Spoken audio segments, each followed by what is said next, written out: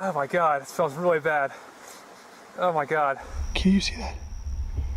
Why is there a tent over there? Oh! In my pants right now. One of the craziest campouts I've done. Chase usually posts a lot about his life, mostly centered around music, piano, instruments, and similar stuff. But one video completely surprised his viewers. While at his home near the forest, he started hearing unusual noises he'd never noticed before. Intrigued, he investigated the matter and filmed the experience. Okay, so today is April 25th, 2020, and I just ran down here with my camcorder because, as you can probably hear behind me, there's some audible howling and whooping noises that are going on, and it's been going on for a couple hours now. Probably around midnight or 1 o'clock last night, I started hearing these loud, it's like a whoop or a howl noises, and it went on for a couple of hours, and I wanted to come down during the night and see if I could get something on tape. The sounds died down long enough for Chase to collect the SD card from one camera, but as soon as he headed deeper into the woods to get the card from the other one, the noises returned.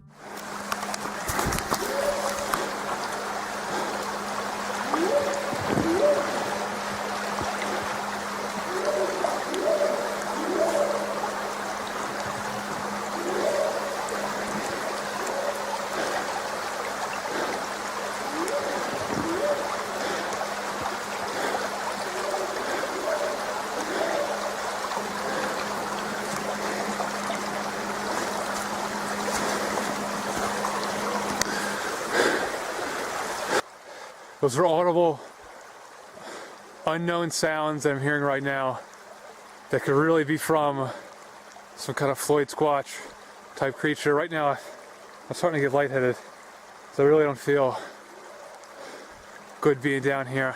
So I'm just gonna grab, I really don't feel good right now. So I'm just gonna grab the trail camera and get out of here. It's right there. Get there, trail camera. So I'm gonna fall over.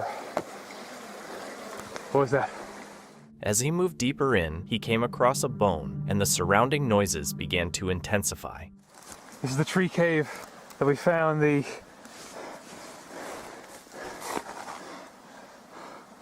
wow. I mean, that could be a femur right there. And the smell too. Oh my God. Oh. Oh my God, it smells really bad. Oh my God. Oh. I'm getting out of here. I do not feel safe right now. I think I just heard another call from up there. I mean, this thing could be anywhere around here if you watch me right now. Okay, so I'm just gonna go ahead and get out of here. I don't know what else to say. And that smell, it's getting stronger. Okay, so I'm getting out of here. I don't feel good about being here right now. We found this. The noises soon turned into more than just vocal sounds. They were accompanied by knocking, a phenomenon often associated with Bigfoot sightings. A lot of people in the comments suggested this video might have caught not just one, but possibly several Bigfoots. In the end, he left the area and checked the trail camera footage at home, but it only showed normal wildlife. So the big question is, did he really capture evidence of Bigfoot, or was it just some unusual animal making strange sounds? In the middle of a thick, remote forest where the canopy blocks the light and silence feels heavy, a man heard a sound that didn't belong. At first, it was just the faint rustle of branches, but when he looked outside, he saw it. It's staring at me. They followed me home from the gifting rock. It's about 1 o'clock in the morning right now. I don't know what to do. Something stood motionless among the trees, deliberate in its stance, with eyes glowing unnaturally in the night. The worst part, it wasn't just observing the forest, it was watching him.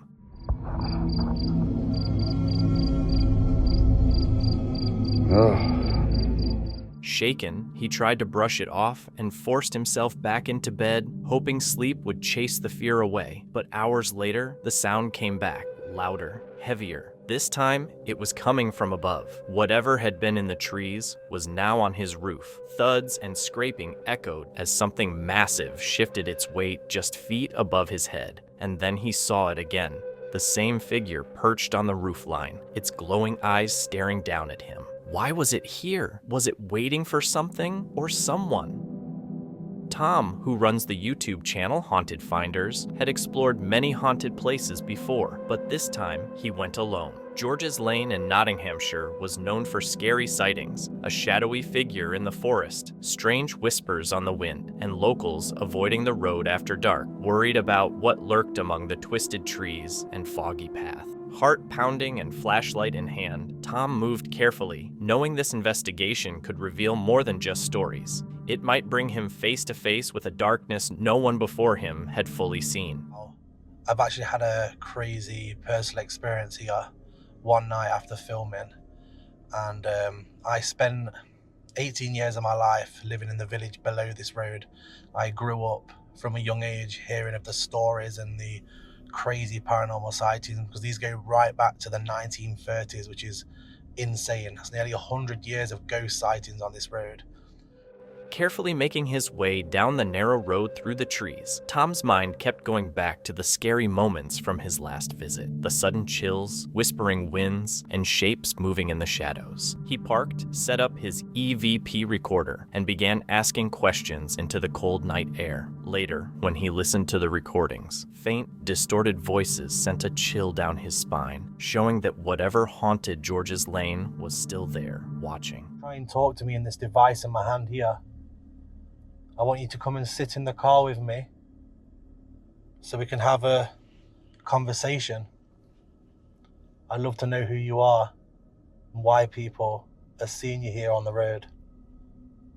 I'm on my own. It's just me. I'll tell you what.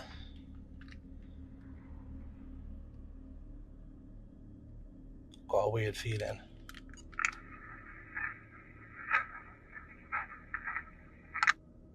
What's that?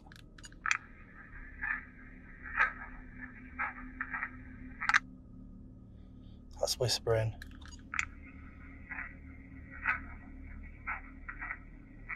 Can you hear me? Can you hear me? Listen again, I'll enhance this for you guys as well.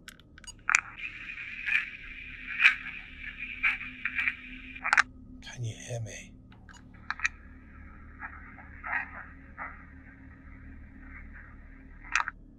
What?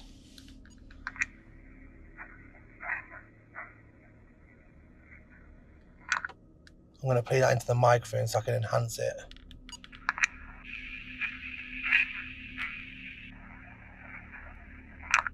A strange presence seemed to come from the darkness, pressing heavily on Tom's chest. The back of his car grew unnaturally cold, frost forming along the edges, a chilling reminder of the feeling he'd experienced years before.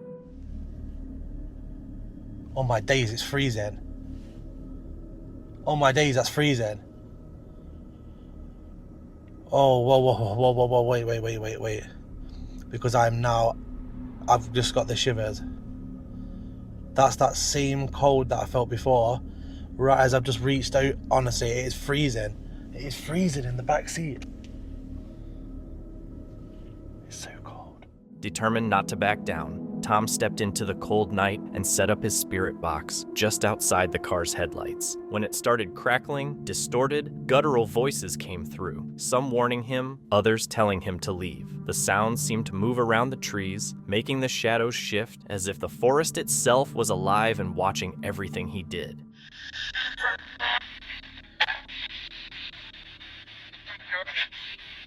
I want to talk to the Hat Man. The Hat Man that walks in front of cars. Come forward. Speak to me. Are you here with me now?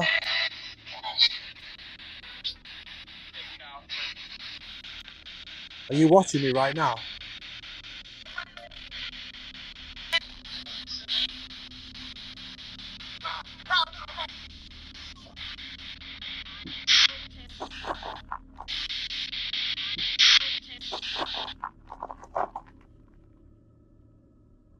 Someone just hit my car. Yo, someone just hit my car.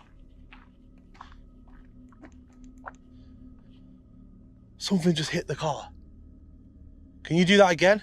A tense fear gripped Tom, his heart racing as the night seemed to close in. Suddenly, a loud thud hit the side of his car, making him jump. Mustering courage, he shouted into the darkness, daring whatever was out there to make another move. Moments later, heavy, deliberate footsteps came from the dense forest, moving around him. Panic rose as a shadowy shape burst from the underbrush, moving fast and clearly with intent, leaving Tom frozen, unsure whether to run or face the unknown presence. Come on, do something. Scare me if you're here. Show yourself. Yo.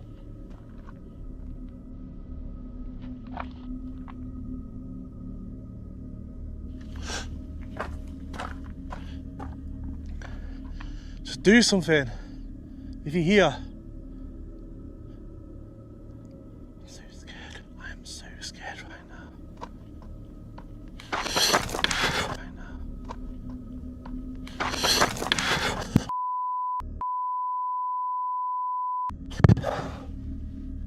Lock the doors. Yo. Yo. Yo. Tom jumped into his car, slammed the doors shut, and locked them. His chest heaved as he replayed the footage over and over. With shaking hands, he started the engine and drove away, leaving George's lane behind, knowing the darkness hadn't let him go. A man was speeding downhill on his mountain bike along a forest trail when he came across something that nearly made him see his life flash before his eyes. Check it out.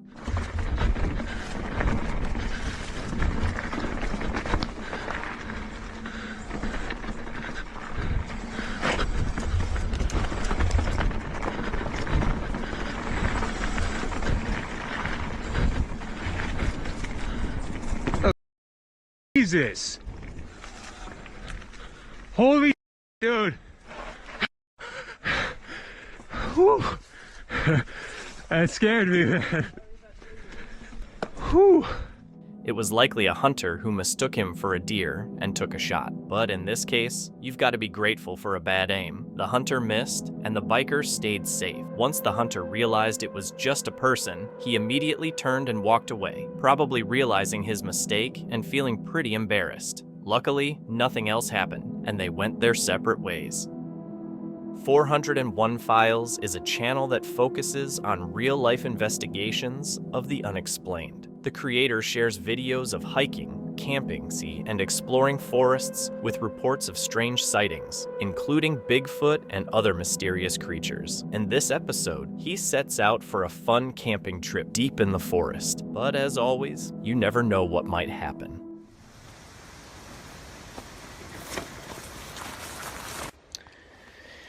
Okay, so it's decision time. Decisions. I've come into this part of the wood now, and it's mega dense. Like, I'm talking, there's a tree every 2 foot, kind of dense. And my thought process right now is tonight in here is going to be extremely dark. And if it's the fan, for whatever reason, I'm going to have to make my way out of these woods, which is going to be nigh on impossible. He got his camp set up and soon started hearing some unsettling noises. At first, he thought it was probably just a bird. I'm here, and I'm not going anywhere because I can't. It's such a long bike trip. Okay, so I'll just give you a quick tour of my bedroom for the night, what I've built up. I've got all these little sticks to create the perimeter. Got my fire there. My bike, obviously. So I'm going to be sleeping here next to the fire, not too close though, obviously, because I've got an inflatable mattress and I don't want that to blow up. One lesson that I've always learnt really helps is keep your firewood close to where you're sleeping, because the last thing you want to do is be getting up through the night when it's dark to try and put more more wood on the fire. And yeah, that's pretty much me. I'll give you another angle.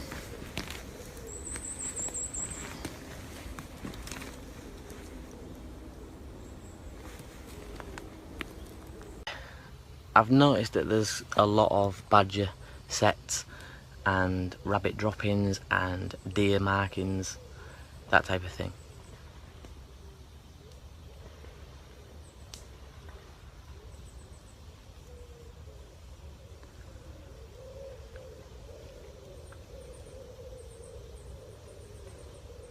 It sounds like a bird, I think, I'm not sure.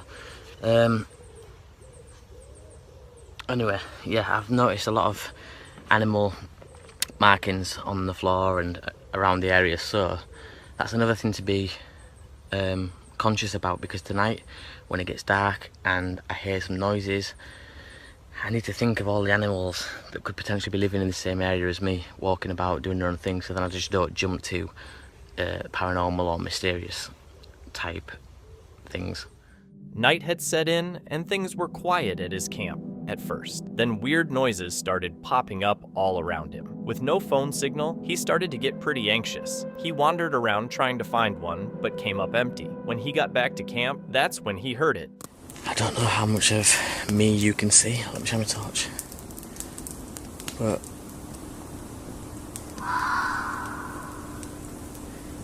can you hear that?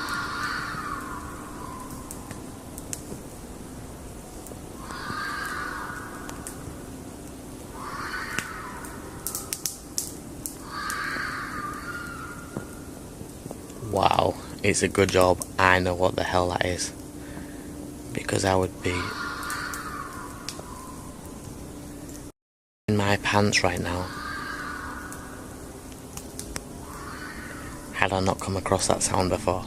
It sounds like a woman screaming, but it's probably just a fox. Even so, it's super creepy, and anyone new to camping would likely freak out hearing it alone in the forest at night. The woods are full of noises that can easily trick the mind, and this video really shows how unsettling it can get. The creator stayed the night, likely knowing it was just wildlife.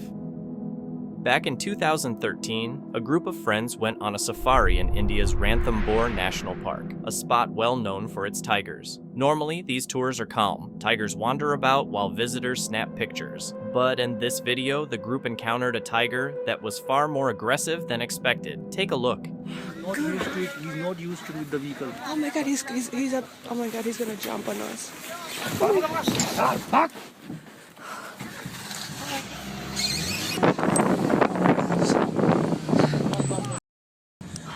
Go. He's not used to Oh the my vehicle. No, then don't go back. Then don't go back.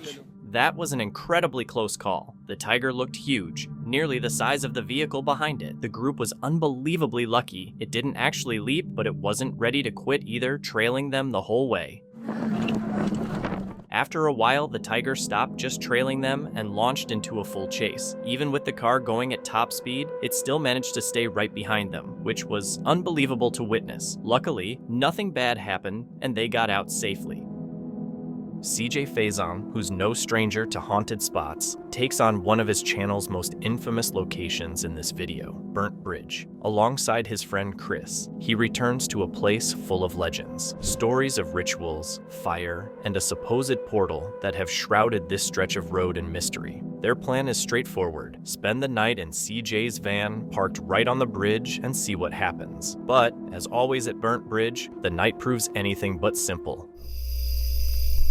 Got burnt something. Huh. Jeez. How did that turn on in my back pocket? Come on. Dude, stop it. There's no way.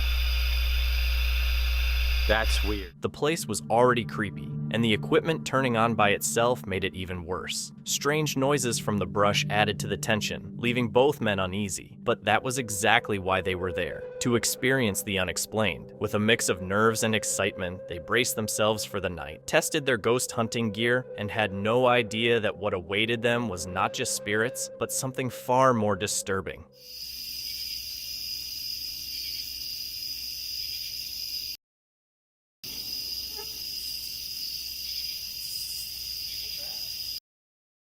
That's Throughout the night, CJ and Chris used different ghost hunting devices while exploring the bridge and surrounding trails, hoping to make contact. The equipment gave fragmented messages, warnings to leave, names whispered through static, and sometimes the woods seemed to respond with eerie sounds and ghostly voices. Nothing ever became clear, leaving more questions than answers. After hours of trying, they headed back to the van, thinking the night was winding down, unaware that the most intense part was still ahead. Very uneasy just being here.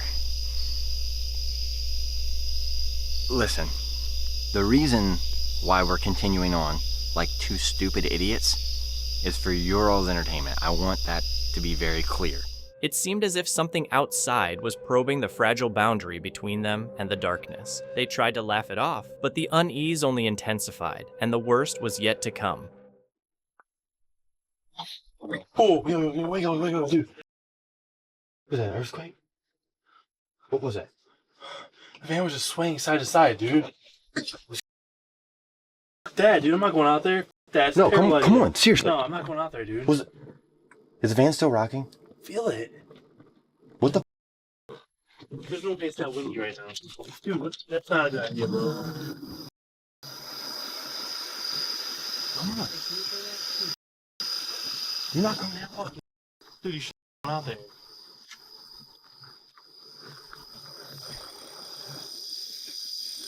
Why you close the door? I ain't forcing them to do anything you don't want to do.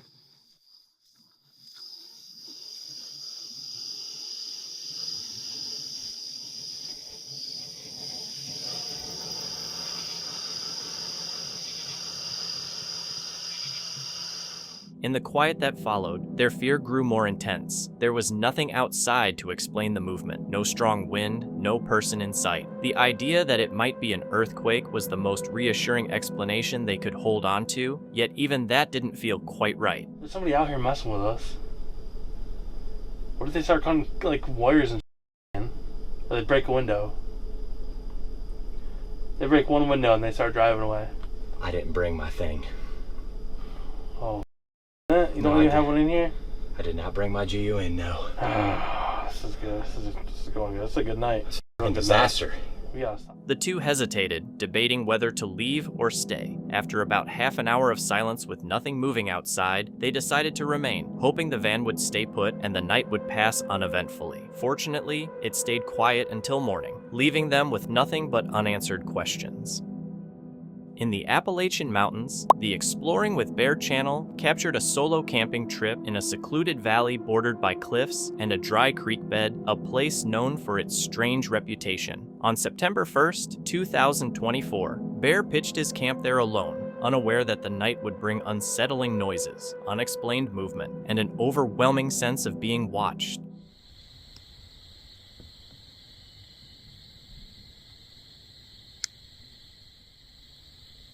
This might be one of the craziest campouts I've done.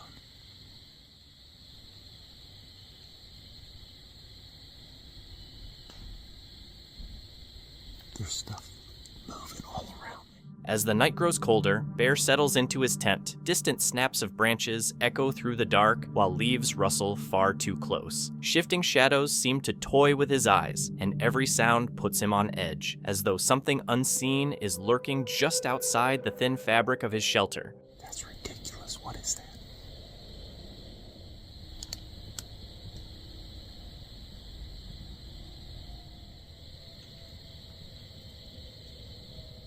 I don't know if you guys can hear that, but now there's something bigger moving. Oh man, I'm getting a cramp in my shoulder.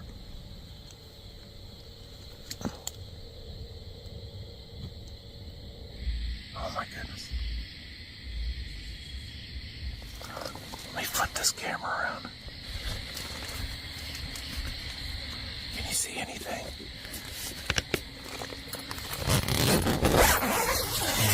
Dang it. I know you guys say to do this. This feels so stupid though, like sticking my head out of the tent right now.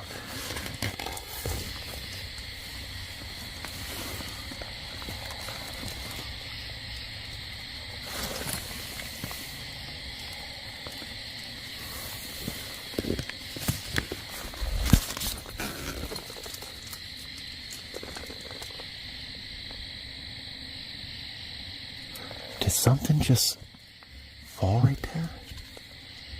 Screw that. I gotta get my boots on.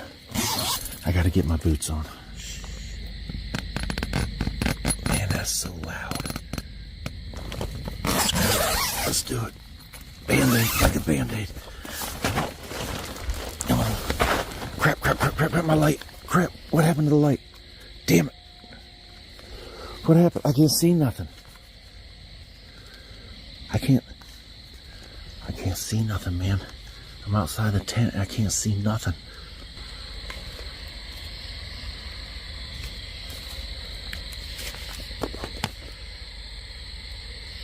What is going on? Why won't this light up anything?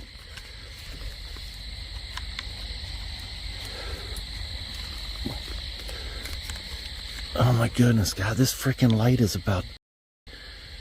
I can't see nothing. Hello? It was right over here. I just heard something move over there. That's where the sound came. Why can't I see nothing? Hold on. Things quickly ramped up. Loud thuds and heavy rustling broke out right outside the tent. Way too big to be just normal animals. His flashlight started dying, leaving him almost in total darkness while the sounds circled. When he finally peeked outside, all he saw were shifting shadows. Knife in hand, he listened as whatever it was kept moving around camp. Even after it all went quiet, the feeling of being watched never left. That night in the Appalachians showed that sometimes the scariest part isn't what you see. It's what you feel lurking out there in the dark.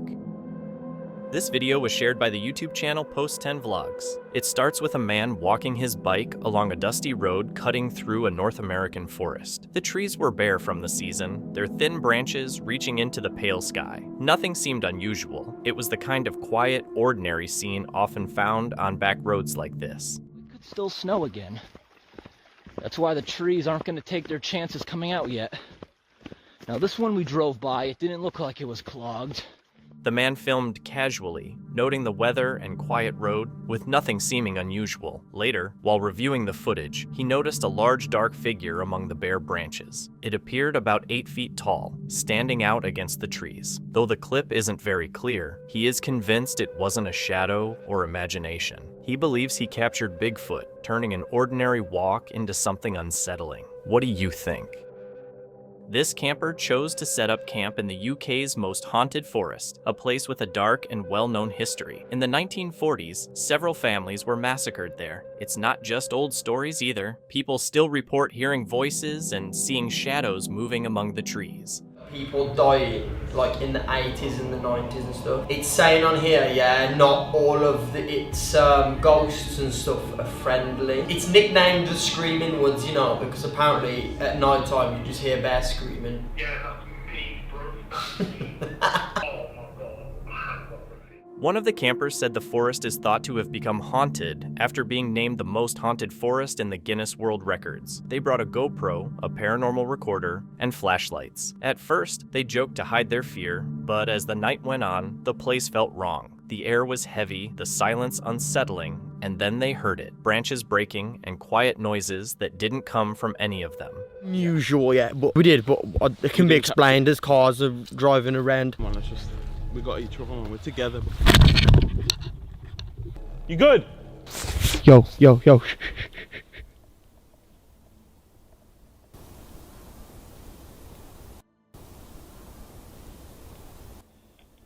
Markings on it? What are these red markings, bro? Bro, I do not like... Bro, they've all got red markings on, dude. Dude, look.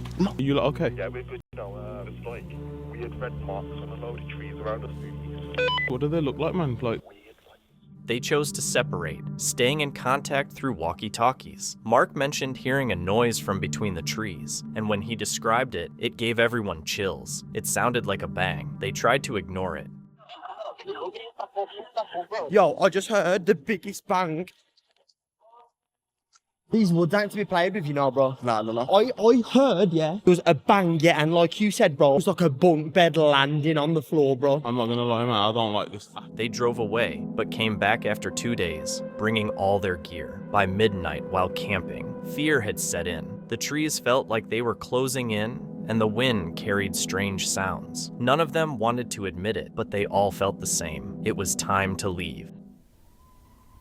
This forest is... I don't like this in one piece, but at all.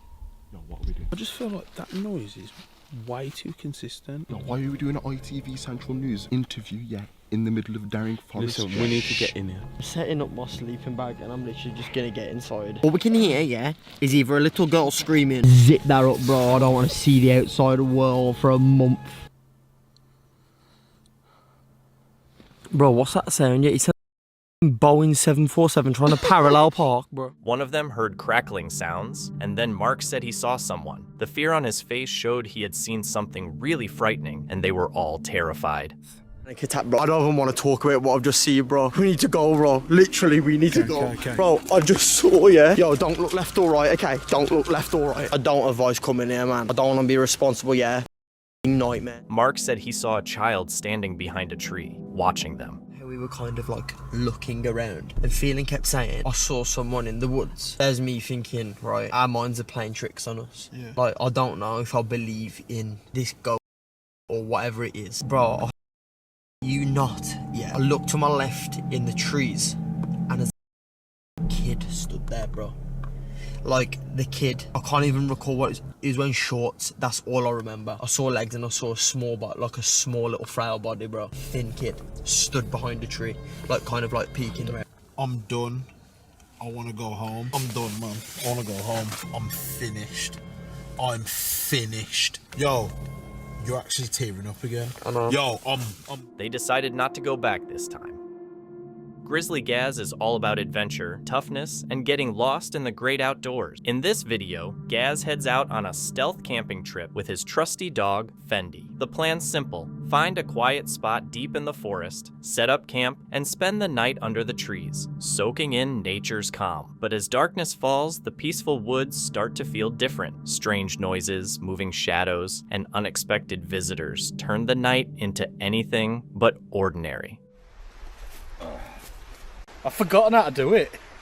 Forgotten how to do all this YouTube.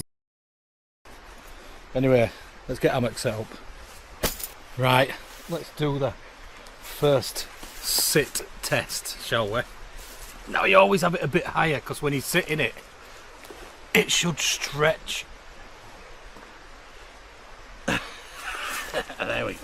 At first, the forest feels super calm. Gaz gets his camp set up, hammock hung, fire going, while Fendi wanders around, sniffing and playing. This trip is more than just camping. Gaz opens up a bit about some struggles he's dealing with, and how being out in nature helps him breathe easier. It's not always simple, but being out here gives him comfort, and he focuses on the joy of just being back outside doing what he loves. Oh, aren't you? Oh, you little scruff bag. Oh, yeah, you. It's getting dark now as well. It's going on 8:30, so let's get my little sticks in here. Get them going. No better than just chilling out with a fire, is there? Eh? As long as you do it in a controlled manner and you're not lighting fires in fields and moorlands and all that sort of stuff. Just heard a rock splash down there in the stream. That was pretty odd.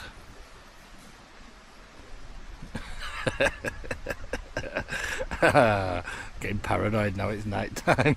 Night falls, and the fire pops and glows against the trees. Then Gaz hears a weird sound from the stream nearby. Could be animals, or something else. Suddenly, that peaceful vibe at camp is gone, replaced by a creeping sense of unease. He tries to lighten things up with a few jokes, but you can still feel the tension hanging in the air. Let me turn light on. There we go. Oh, you farted, you little scruff. Don't get too close to that, mate. We'll explode.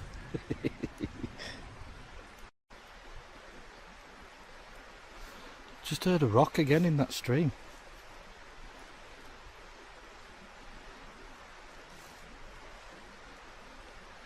Do you reckon it's them American crayfish doing some star jumps or something and squats? It's full of them in here. Signal crayfish.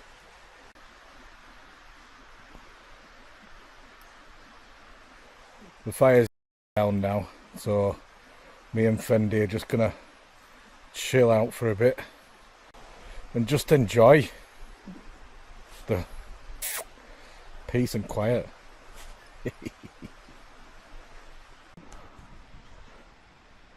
That's my view.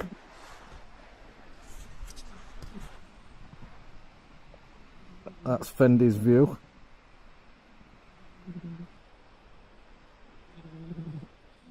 Gaz does his best to ignore the creeping unease, but it won't fully go away. Every snap of a branch or flicker of shadow makes him pause and listen a little too closely. It feels like the whole forest is holding its breath, and somewhere out there, eyes are on him. He keeps telling himself it's just the night playing tricks, but deep down, he knows he's not as alone as he hoped. What's that there?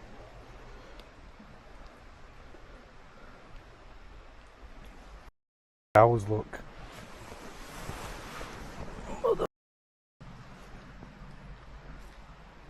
Oh, they've got horns. Can you see them? Heck. Stay there, Fendi. Big man. When Gaz realized it was just cows hanging around his camp, he felt a wave of relief, but only a little. The tension from the night didn't just disappear, and sleeping felt impossible. Even knowing what was making the noise, the unease stuck around, like the darkness was still hiding something he couldn't see, something that wouldn't let him fully relax. People always say that, you know, that I fake stuff in my videos. I mean, how do you fake stuff like this? Cows aren't even supposed to be in this field. I'm not going to be able to settle now for a bit. You're not either, are you, mate? Ones with horns, look.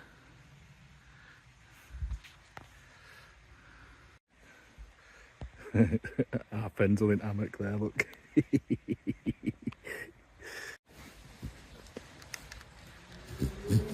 Oh, they're still hanging about, look. See, eyes.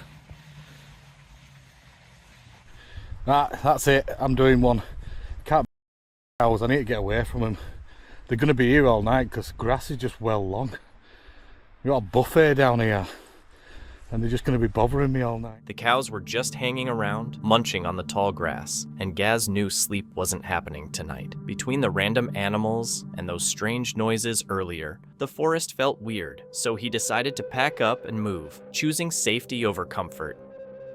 In this video, Ben drove deep into a forest known for strange sightings, the tall pines casting long, eerie shadows as the sun set. His loyal dog Lily stayed close as he unpacked cameras, night vision gear, and other tools. Then, almost like a ritual, Ben lifted his flute, an instrument he said could send subtle vibrations through the woods, and began playing haunting notes, his eyes scanning the darkness for any movement. Camp is set up.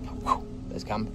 There is only one thing left to do, and that is lure in any curious, intrigued, bipedal, freakish looking, tall, creepy, undiscovered, unexplainable, mysterious cryptids that may be in the area. And the way we do that is with a Native American flute. Now,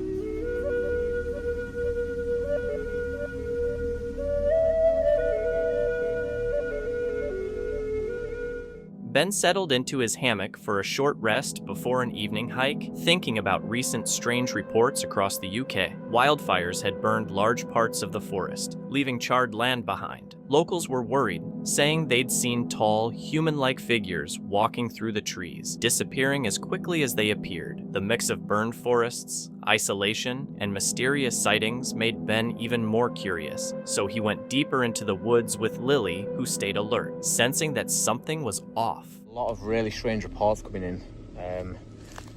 Really strange reports, in fact. And the weird thing about these reports is that they coincide with the wild. It just takes one individual to drive through, toss a glass bottle out of their car, and then along comes a sunny day, and the sun's rays hit this glass bottle at the right angle, and whew, it all goes up into a balloon. As night fell, an eerie silence took over the woods. Near his hammock, he heard faint voices, 2 men talking somewhere out of sight. His heart racing, he turned off his flashlight and pressed against a tree, barely breathing. For about 10 tense minutes, he stayed completely still, every sense on alert, not knowing if humans or something stranger would find him first. I thought I heard talking about 2 minutes ago, literally froze dead in my tracks. I was about to press record and start talking, and I heard what sounded distinctively like 2 males in conversation.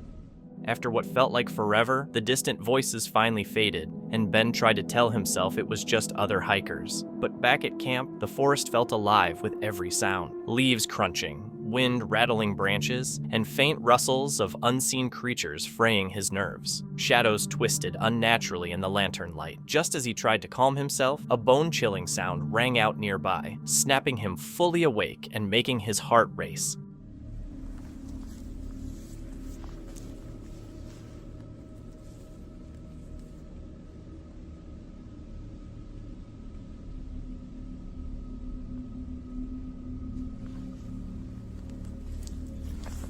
Something definitely walking around out there. I don't know what it is though.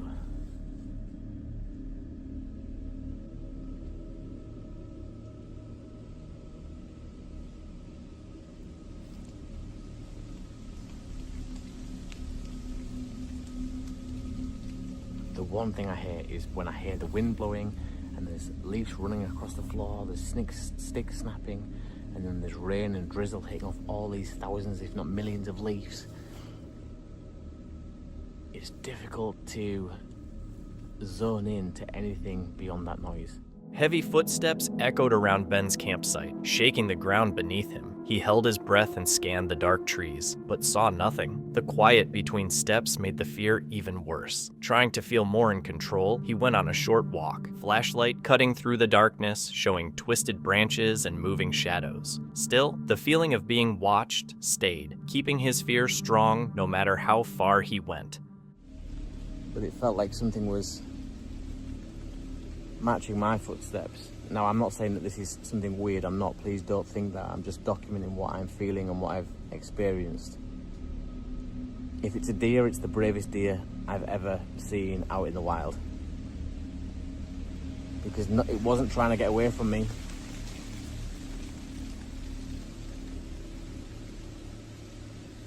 And it certainly wasn't in a rush or a hurry to leave this area.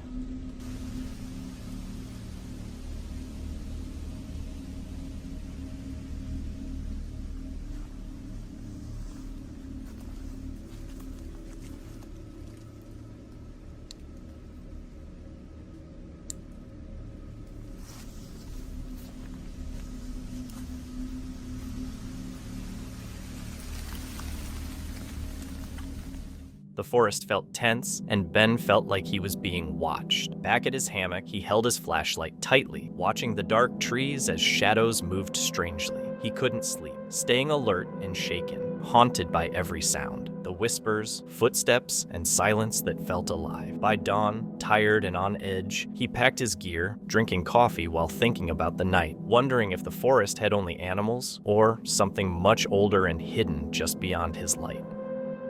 Simon, known for his YouTube channel, Wandering Simon, usually sticks to wild camping, hiking, and exploring different places, avoiding anything spooky or paranormal. But in this video, things were different. He went to explore a mysterious Scottish castle rumored to have been built by goblins.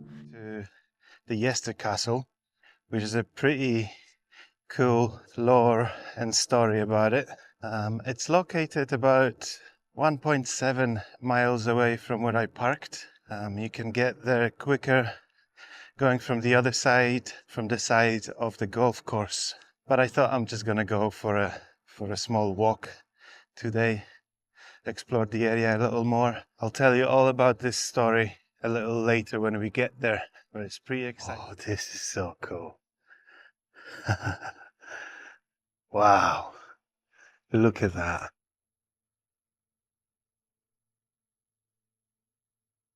Look how the vines look just here. This is so cool. As he got closer to a small entrance, he suddenly started hearing something unusual. Look at that. Isn't this so cool?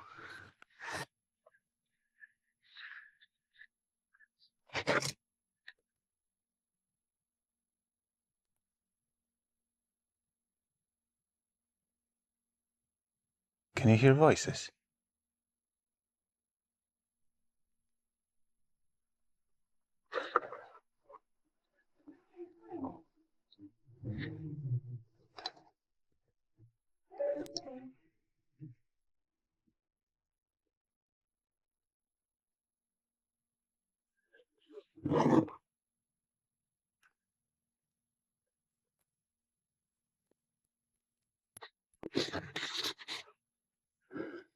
Look at that.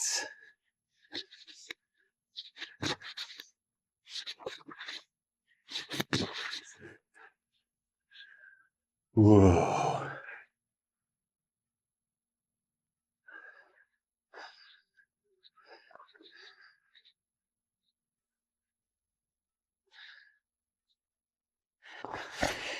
This is so cool. The structure is just immaculate. I mean, it's been here since 13th century. That staircase down there is considered to be the staircase to hell.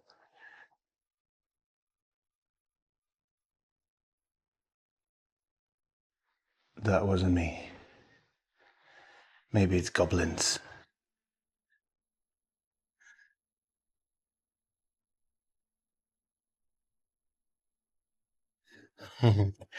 Let's see how far we can go.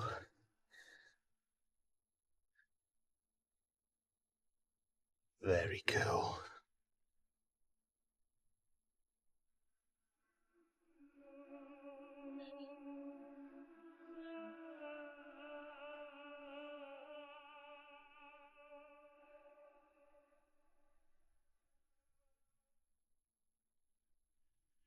This is caved in.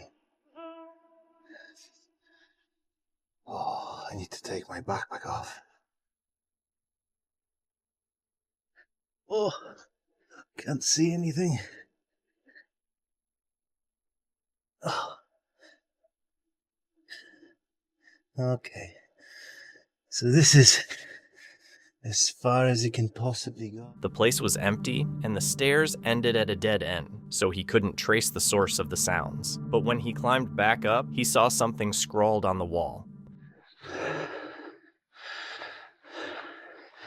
Something big is coming.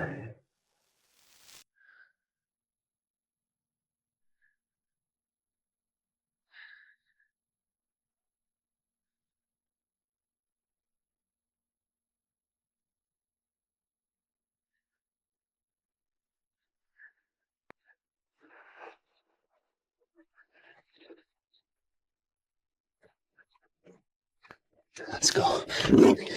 This place has a seriously creepy vibe, and who knows what kind of history it really holds, how many events might have taken place here, and if goblins really helped build it. Still, it's a spot that draws all kinds of hikers and visitors, so the voice Simon heard could have come from outside. That's one possible explanation. Either way, Simon made it out safely, but the experience was definitely strange.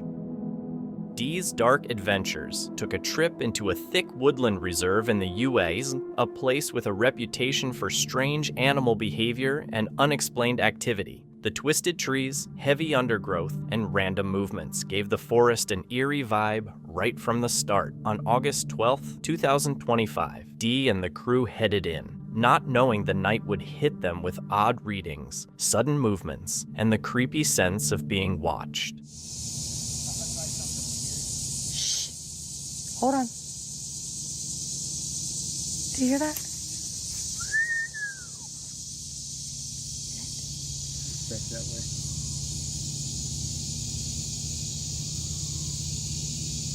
What the hell is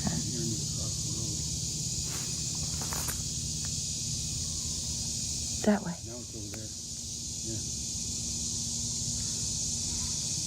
And the ducks just got disturbed. Yeah, there's one that way and one that way.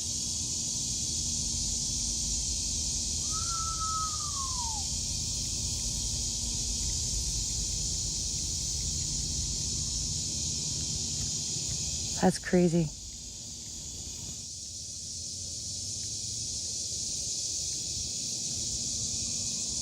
It's down over there. Now it's over there. How's that happen? There's got to be two of them.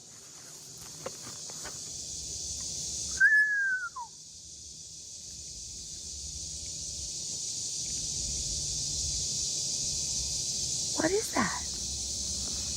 As Dee and the team carefully made their way through the dark woods, they noticed animals scattering, rabbits darting off, raccoons rushing away, all acting like something unseen had spooked them. Every crack of a branch and rustle of leaves added to the tension, while the twisted shapes of bent trees made the forest feel tight and unsettling.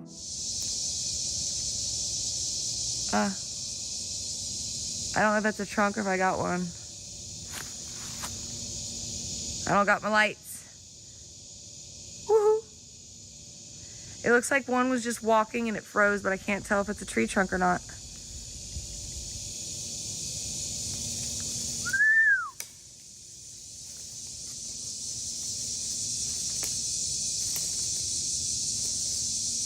I swear it's moving, dude. Like it's... Yeah. I think that's a DM, man. Be careful.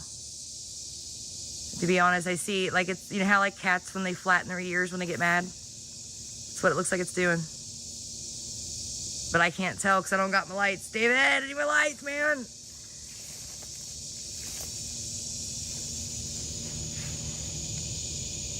I don't hear that call anymore.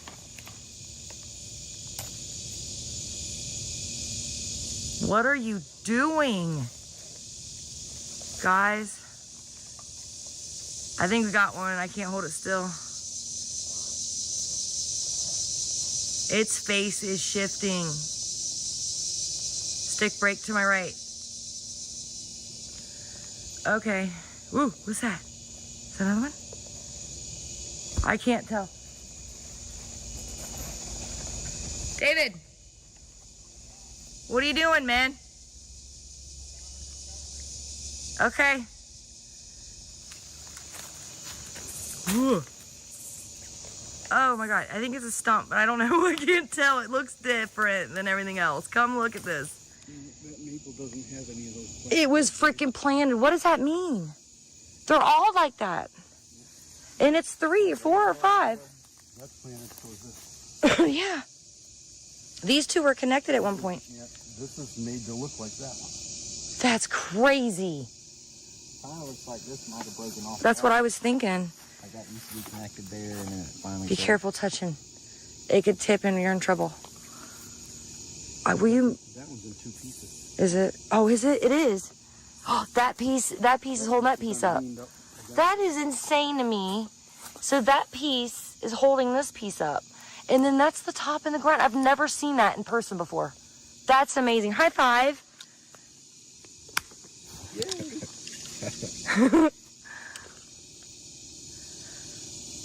Can I please have a square light? Square? Yes. That is so cool. You ever seen that? No, not like that. You've probably seen more tonight than you have in a couple of years, huh? Did you get me back? I put them in the hiding spot. What is it? Upside down in the ground, and those 2 little ones Yeah. are stuck in the ground to mimic that. Like baby was like, I want to do one. But these 3 right here, so all these are planted. Insane. What does that mean? At one point, Dee finds himself alone when a sharp crack of wood rings out, followed by rustling in the brush. Possums scatter in strange, erratic ways, almost like they're reacting to something invisible. Then, between the trees, faint eyeshine glimmers, holding Dee frozen in place. Even after the team left the forest, that unsettling feeling of being followed stayed with them. On July 15th, 2022, the YouTube channel Haunted Finders dropped one of their creepiest videos, exploring the UK's biggest and most haunted forest. The story goes back to 1987, when a girl named Elizabeth was walking home from work and was killed by a serial killer who had already claimed hundreds of victims. Since then, locals have reported all kinds of paranormal activities such as UFOs, ladies in white, and more. The legend says if you touch Elizabeth's gravestone and say her name 3 times, you'll die in the forest. After a few reports, the UK Army shut the forest down and banned anyone from going in. Elizabeth Shepherd, but Bessie Shepherd she was known as.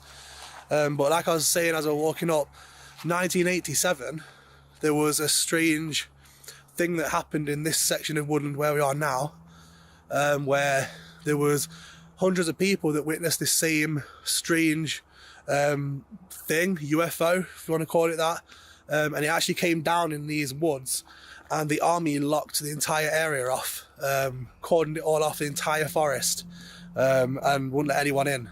And all of these people that actually saw it and all described the exact same thing were all pretty much told to like shut up and silenced, and it wasn't what they thought it was. But yeah, that happened in here. So there's quite a lot of stories of ghosts, the woman in white that's supposed to be seen in here, the grey lady, disembodied voices, screams, shadow figures, also the story with this lady that happened here. Apparently what they say is if you go up to a gravestone, touch it, and then say her name 3 times, she's supposed to appear, and then you're supposed to.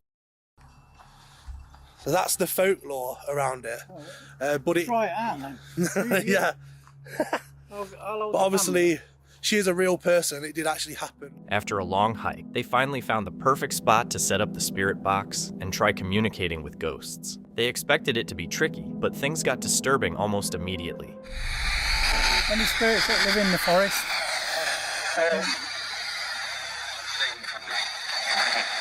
What? Sing for me? Sing for me? I thought it said sing for me. What's your name, please? Get out. Woman. What's your name, please?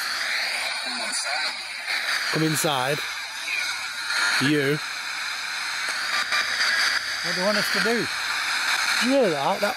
The woman said get out, and then the man said come inside. You. You don't want any bad spirits? It's flashing again.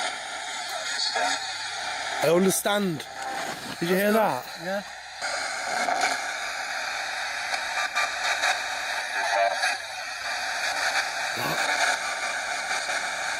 I don't know if you'll remember who I'm going to speak about, but there was a young girl by the name of Elizabeth Shepherd, and something happened to her in this forest. Do you know what that was? What happened to her? While Tom questioned the ghost about young Elizabeth's murder, a human-like figure suddenly appeared, crossing the road roughly 10 meters ahead of them. Is she here with you? I thought there was a person at the dog walker. I just see a white You know, at the bottom of the path? White dress, I thought it was a woman. Are you on the path? Whoa, that was weird. I saw a woman, right, with like a mousy, long, straight, mousy brown hair. And do you know how you can see how, let me point out on the camera. See that camera on it? You see how you've got, at the end of the path, you've got the like leaves that are slightly higher there in the middle. Yeah. She came past the right hand side there, stopped, looked up at us, and then she just wasn't there anymore. Yeah, that. Oh yeah, walking. Is that you walking? Blimey, I didn't think of it. It's non-stop, isn't it? I know. Is there anything you want us to do? To help you or anything? He killed us. He killed us.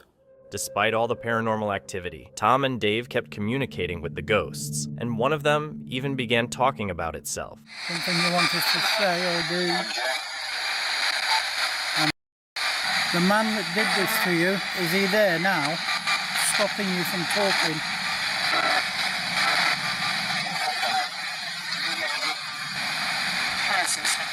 What was that?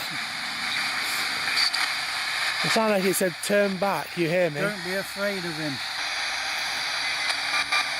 It's like he's scared the ones that are talking to us before. And that's the 1, 2, 3 there. What? Yeah, I've just seen it again, that white one. Where? Is that you behind that? 1, 2, 3 there, just in front of us. There. These ones? Yeah. Can you show yourself again?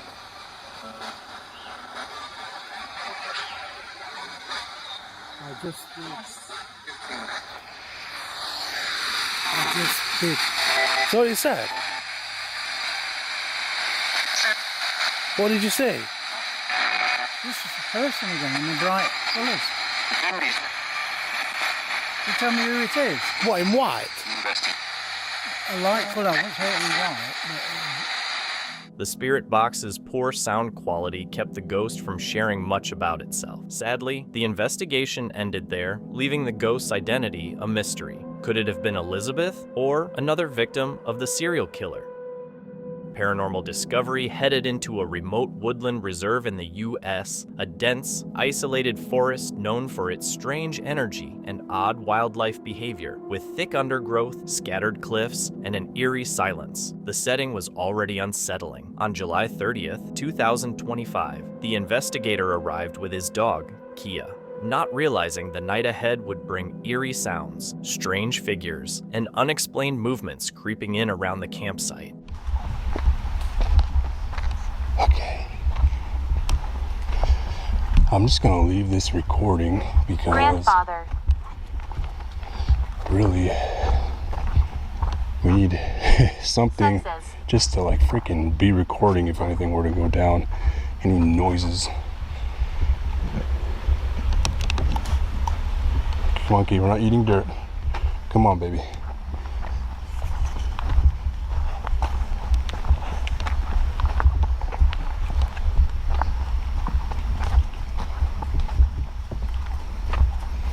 Damn, why is it blurry?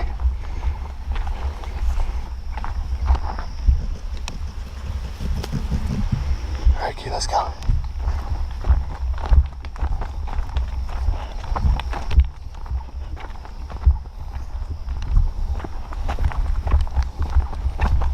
He made his way carefully through the dark forest, flashlight beams cutting across the trees and shadows. Every snap of a branch or rustle in the distance kept him on edge. Kia growled at things unseen, sniffing the air as strange, raspy noises drifted from the cliffs, sounds eerily similar to human voices. Yo, we just got robbed. Yeah, and someone just came and took the tent. What the? Oh my. Can you see that? Why is it over there? Why is our tent over there? Hello? Someone in our tent? Kia, what? Kia, why is that over there? Oh, I'm shaking. Oh. Dress. Yeah, it's gone. From our spot. What the? Someone in our tent? Yeah, our tent's like, what the? Come on, Key. I'm armed and coming around. Are you in the tent? Kia, stay. Ah! Mosquitoes. Who's in the tent? Come on out. I literally see like weight in the tent. Who's in the tent? The noise was him. What? What noise? What the? Okay, this is not funny. Whoever's in the tent, come on out. I'm actually armed, and I will hurt you if you try anything on me. Who's in the tent?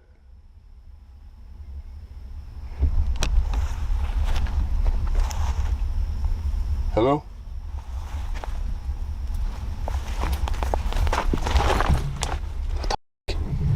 What the actual? Kia, what the hell? What are you looking at? What are you looking at? Kia, what are you looking at? Someone's hiding? Yeah? Is someone hiding? Hello? If you're a person trying to play a prank, it's not funny. With each step, the unease grew, as if the forest itself was alive and watching. When he got back to camp, his tent had somehow shifted across the clearing. Kia stood tense, focused on something unseen as rustles, snaps, and low growls moved around them in the dark. Later, when checking photos, faint human-like figures appeared in the tree line, shapes that hadn't been visible to the naked eye. Panic set in as he rushed back to the tent, unsure of what was drawing closer.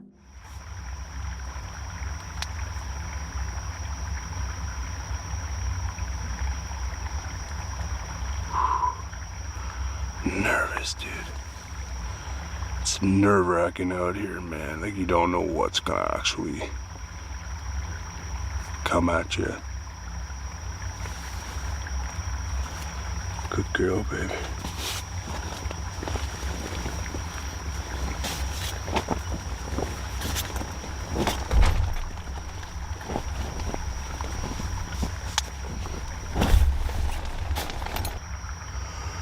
Okay, I'm gonna try and get some more shut-eye. Inside the tent, he kept watch on the forest with night vision, while Kia stayed tense and restless. Faint moans, whispers, and distant growls echoed through the trees.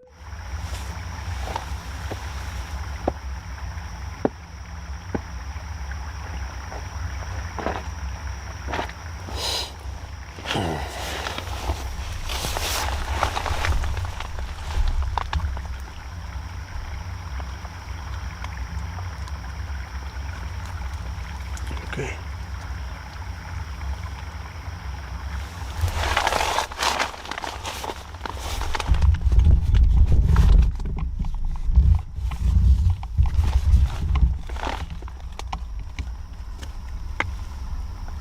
Something's out there.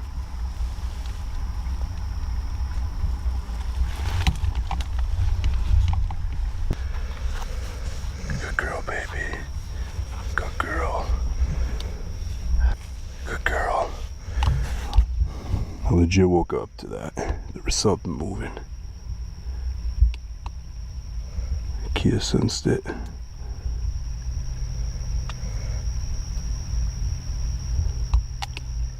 The activity soon ramped up. Sounds circled the tent from every direction, branches snapping, and heavy footsteps pacing just outside the glow of the light. Kia kept growling and shifting, proving something was out there, unseen but near. Exhausted but too scared to sleep, the investigator whispered into the silence, trying to make sense of whatever was lurking outside. Even by morning, the feeling of being watched still hadn't gone away. Was it just the mind bending under isolation, or had something truly been circling the camp? The video is from Exploring with Angelo, featuring his solo trip into a remote forest in the US, an isolated spot known for paranormal activity and unusual wildlife behavior. On July 24th, 2025, Angelo entered the woods, not realizing the night ahead would include chilling sounds, eerie reflections in the darkness, sudden crashes, and the unsettling feeling that something dangerous might be lurking just out of sight. Possibly the woman of the night, if you will.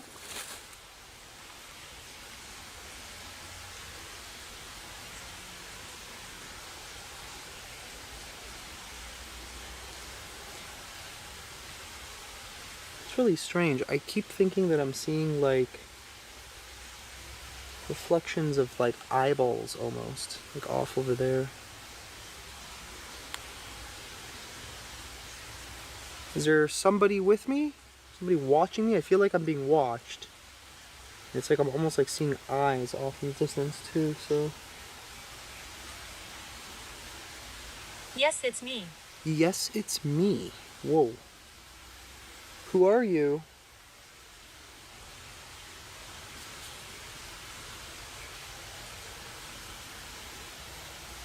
I've been here 100 years.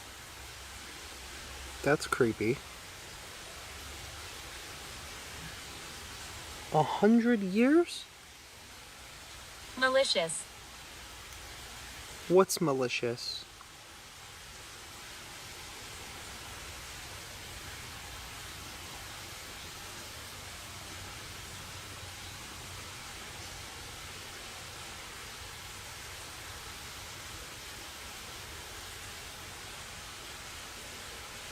Is there something malicious here with me?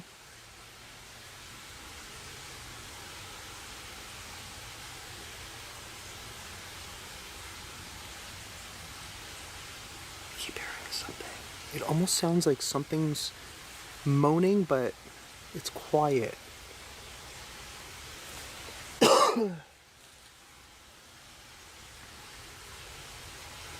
What am I hearing that's making that noise?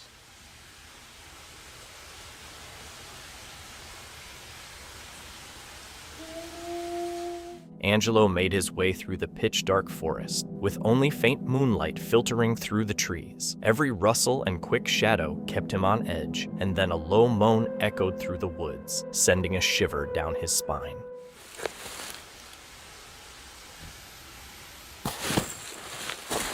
Bird. That was loud. What was that? Oh, I just saw something. Firefly, or is that something else? Oh. Okay. What is that? Sorry guys, I'm just gonna switch over there. Jeez, the tree scared the crap out of me again. Damn it. Okay, I heard something really loud down there. And then I also heard other weird things.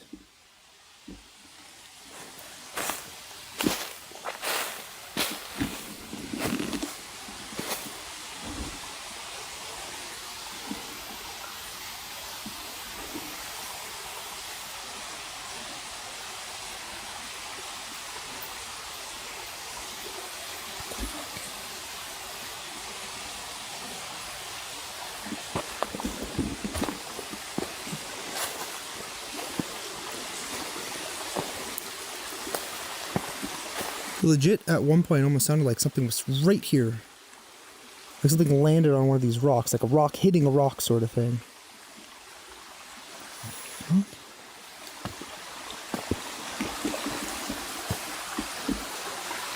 Then it sounded like another moan came from down there. Angelo saw movement around him, unsure if it was just wildlife or something more threatening. Then, a loud crash broke the silence. Rocks tumbled, and a massive boulder had somehow appeared in the middle of the trail. The forest came alive with sound, deep moans, rocks striking each other, and strange movements all around. Every instinct screamed that something huge and unseen was stalking him.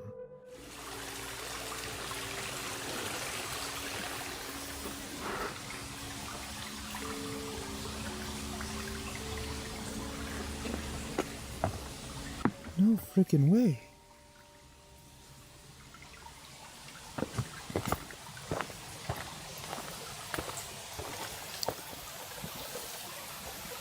Something's moving back there. What is that? Okay, there's 100% something out here.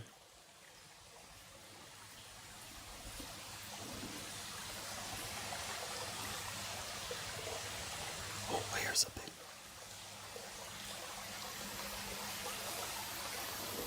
Whoa. Okay, okay, in all my days, I've never seen a ghost just lift a boulder.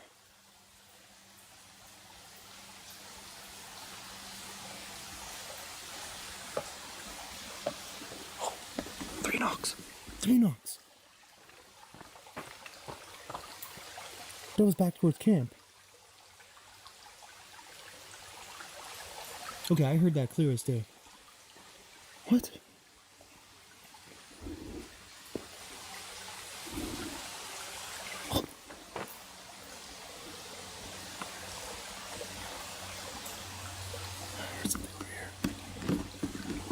there is definitely something going on out here.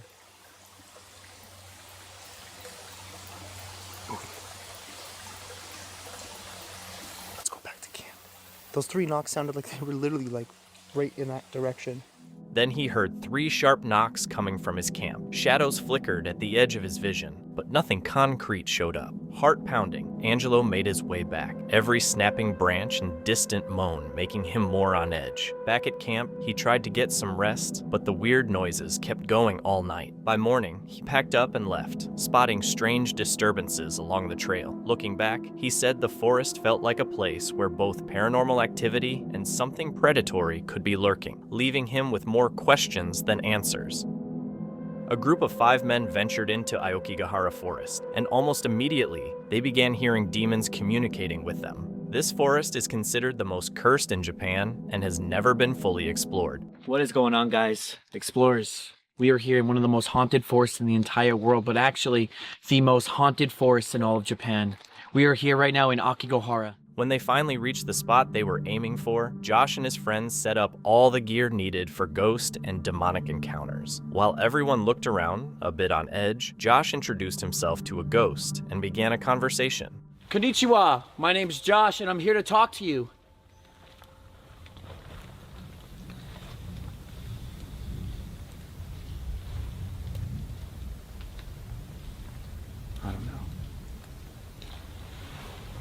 Konnichiwa, my name is Dan. I mean you no harm, but we would love to talk to you. I heard something. Konnichiwa, my name is Steve.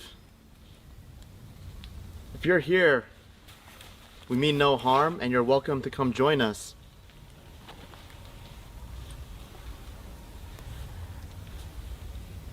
Konnichiwa, I'm David, and again, I bring you no harm.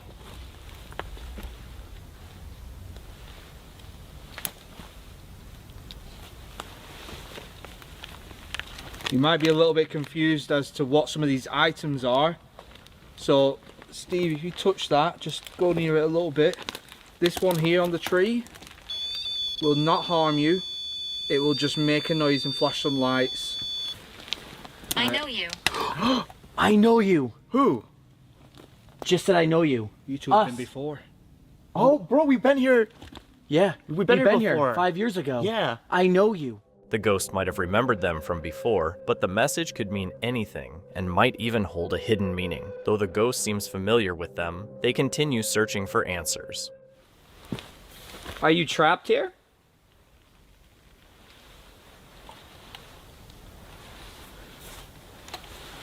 We're actually here for your help. We want to know why. I was wealthy. I was wealthy. I was wealthy. I was wealthy. I don't really want to talk to any victims of the forest, but... No, but they can help us. If the victims are trapped here, they might be able to help us. Okay, we'll lead with that then. Yeah. Wealthy. So if you were wealthy, are you able to help us? Oh, Cat ball! Ball's going off. Oh, camera just almost stopped recording. That could have been me. All right, cat ball went off. Yo, what's going on? For a long time. So you know us. You were wealthy. Can you please help us out and explain to us why is there so many victims taken from this forest? Their lives. Is it some darkness? Is it a god, a jinn, a curse? Is there any way you can tell us? How do we know they didn't lose their wealth, and that's why they've come here? Yeah. Oh yeah, because he said I was wealthy. Yes, very true. Could have lost everything. It's very true. The thing is... Right after Josh asked his question, the ghost detecting device suddenly activated, frightening everyone, while the ghost kept giving mysterious responses. Sounds like so far just a regular person that just had... Strangled. Strangled? Well, okay, we know so, why. Yo, I just asked it if she came alone. We know why. We know why. Yeah, but you know why. Strangled. Yeah, but you know why they're strangled. Oh, okay. Right. I mean, it could mean that, or how someone accurate might have done it. No. True. I mean, it could have been, but not in this forest, though. One of the team thought the ghost's response, religious, could mean it was once involved in a cult. Then the ghost uttered something that sent shivers through them, the word strangled. This hint gave them a clearer understanding of the situation and allowed them to keep investigating.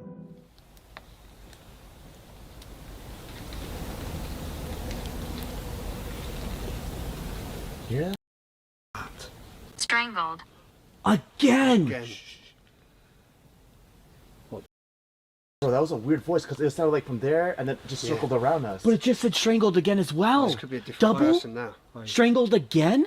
Just calm down a little bit, because whatever that was physical. That was a loud, long moan. Yeah. It's crazy, man. After about half an hour of communicating with the ghosts, they brought out a special device designed to detect ghost movements. The device picked up a small ghost hiding behind a tree, but fortunately, it didn't do anything harmful or unusual. Spirit, I'd be like annoyed and wouldn't even want to answer. Oh, what? There's someone down there. Huh? Again. Look. There it goes. Okay. There's someone there. It was small. Just detected something. Maybe it looked small, but that's downhill. Oh yeah. So that's just like, that could still be a 5 foot, you know. Nah. It's moving as well. It's moving. I think so.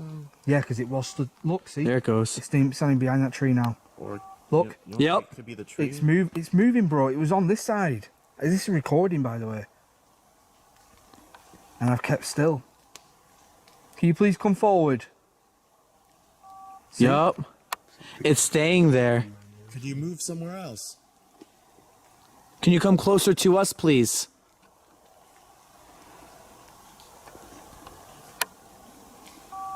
Oh, that was closer. Oh, that's detected. And that's going off. Can you please step over next to this tree? Dude, What's it doing? Yo, it's moving. It's turning.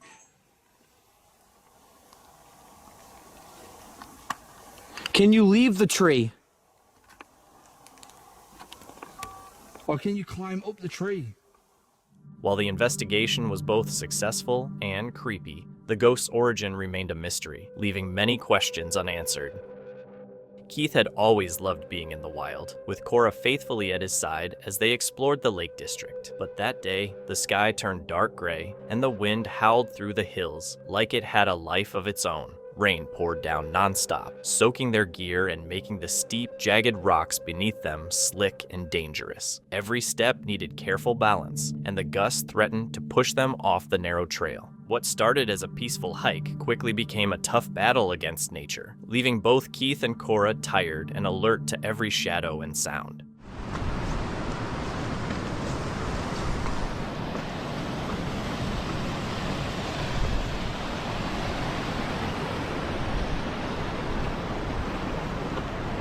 Well, you probably can't see it, because I can't, but this is Stickle Tarn, and somewhere up there in the clag there's Harrison Pike, but we can't see it, but I'm sure we can find it.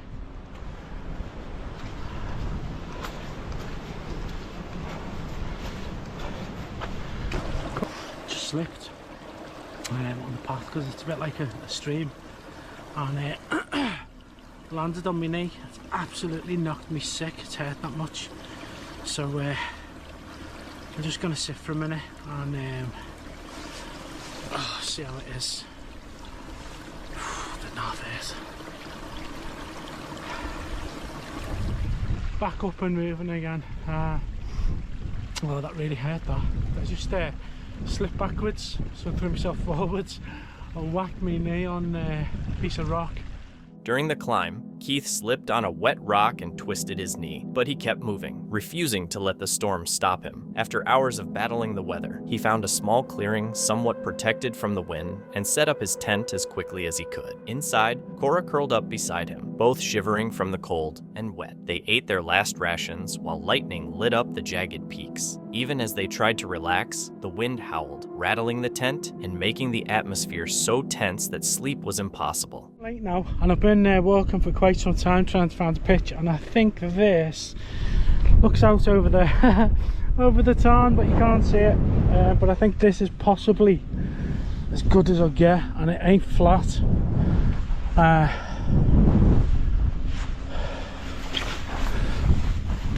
this brown grass is gonna be sodden.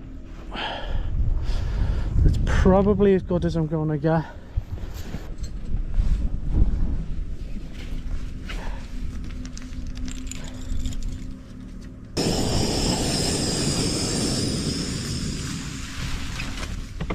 Right, I'm gonna let my meal soak now, and I'm gonna have a little nip of vanilla flavoured vodka, so we'll see what that's like. Only a little bit though, given the weather, because I don't know if I might have to bail. The wind's really strong at the moment. If it gets any worse, then I'll, you know, hopefully be alright. It's a good 4-season tent, but you never know. It's a tent, it's not a brick house, so we'll see how it goes.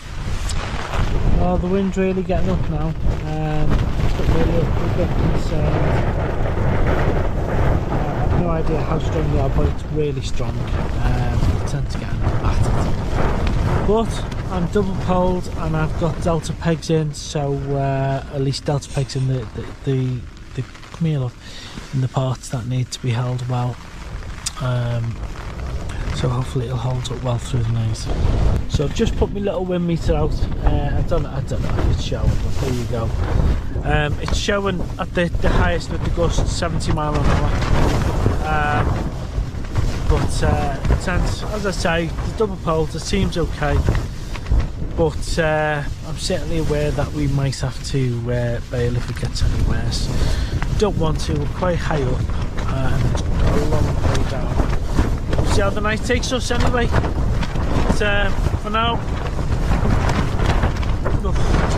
The storm was relentless, shaking the tent with every strong gust. Keith checked his wind meter and saw it spike into the 70s, proving how fierce the storm was. His weak shelter creaked under the pressure, poles bending and fabric straining as if it could tear at any moment. All night, he stayed tense, unable to relax, listening to the wind howl through the trees like angry spirits, threatening everything around him. Each gust reminded him how powerless he was against nature's force. Genuinely got me a bit worried now. The wind's unbelievably strong. I'm hoping we don't have to bail because it's a long way down to Langdale. But this is the most worried I've ever been camping. It really is gusting strong now. I'll keep it up to date as we go along, but now it's a worry now, it really is. The weather's still horrendous. It's 5 AM and the tent's just completely getting hammered by the wind. Just waiting for it to get light, and then we're going to pack up and have the treacherous walk down, because it's going to be difficult walking, I think, in this wind. Not bothering making a drink or anything, just going to get up. Keith stayed huddled in the battered tent, counting each minute as the storm raged, his hands shaking while holding Cora close. When sunlight finally broke through, the winds eased enough for them to carefully take down the soaked, muddy tent. As they made their way down the slippery mountain, Keith kept thinking about how bad it could have been. If the storm had worsened, the tent might have torn, leaving them exposed to freezing winds and sharp rocks in almost complete darkness. The ordeal left him both amazed and scared, a strong reminder that nature's beauty can quickly become dangerous and demands caution. The chilling video comes from Tom's Trails, a UK YouTube channel that mixes wild camping, outdoor adventures, and British humor, often with eerie or psychological twists. Tom, the creator, usually documents solo or group trips into forests, mountains, and coastlines, highlighting authentic experiences, personal vulnerability, and even the occasional camping mishap. On September 8, 2024, Tom and some friends set out for an overnight trip to Gravel Wood, a place linked to old legends and ghost stories. As night falls and they set up camp beneath a large, ominous tree, the mood shifts. While his friends stay cheerful, Tom begins to feel a deep and growing sense of dread. Listen. Look in there. It's a cicada. Or a budge. Yeah, some roaches. Oh. Is that just a hole in the ground? No, never mind. Could be moles. Oh, no. God, it's so juicy. Yeah, I'm nervous. I'm not feeling it. If I was on my own, I'd be out of it. But Sam and Matt are fine, so I'm gonna be fine. But oi oi, I'm not. You know, I know I'm just convincing myself of being like afraid. He's a little bit. Do you need us to change your nappies? But this is the thing. It's not that. Can we just sit down? Shut up. So we just get into our beds and just talk. We're all so close to each other. You just want to go back to the thing, alright? No, I just want to sleep. Yeah, you do. I'm tired.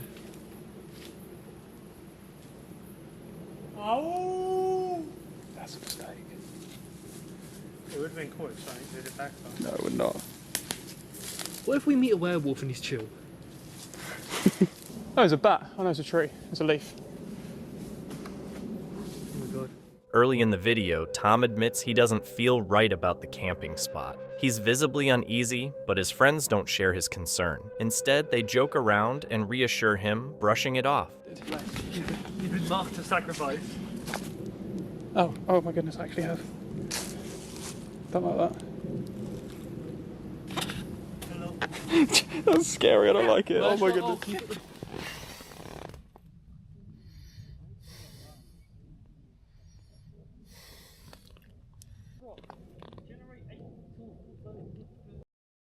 Sneaking up on me, isn't he?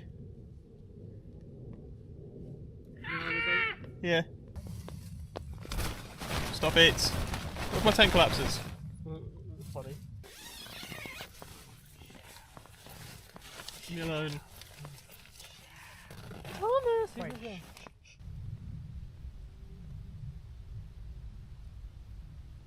Yo, that is actually something, bro. That's probably a wolf.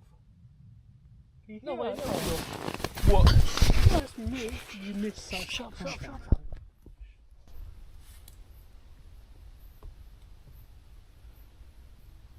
It's a motorbike. No. Oh, yeah.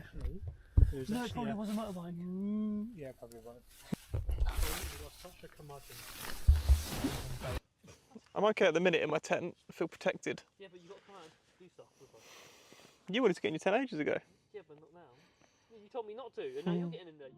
Tom's friends try to lighten the mood by teasing him, tapping on his tent and making spooky noises outside. But the joke takes a strange turn when they all hear a distant, haunting howl. They laugh nervously and brush it off, joking that it's probably just a motorcycle far away. Meanwhile, Matt is just Matt. It's because I know how easy it would be to bail. I mean, like, use your logical brain here. What's your chances of survival? We're staying here. We're attempting to leave the forest right now. Because that little demon tree over there might be like, you know what? If he's here, he has to stay. No, but what if it wants people to leave? What if that's why it's making you feel bad? As someone who's force sensitive. Where is it? Stop throwing things at me. I was waiting for you to react. I just like listening. Yeah, I saw that as well. To listen to noises. What do you mean? What's I'm saying? I agree. I like the sound of nature. I like all this stuff about nature. Look a bit like a I'm just worried about losing the tents, that's all. I don't really care about him walking off.